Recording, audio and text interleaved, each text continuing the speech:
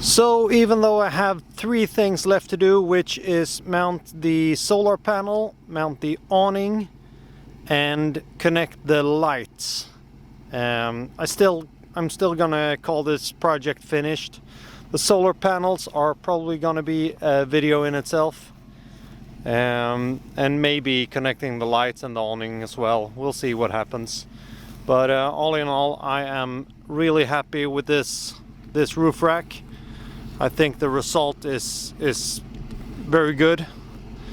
I opted to paint it just using a brush this time, because I do want the option of maybe welding on new brackets and stuff for things I may come up with, and maybe I'll then blast it and send it off for powder coating sometime in the future. We'll see.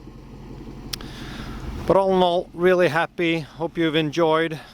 I'll see you again in the future. Bye.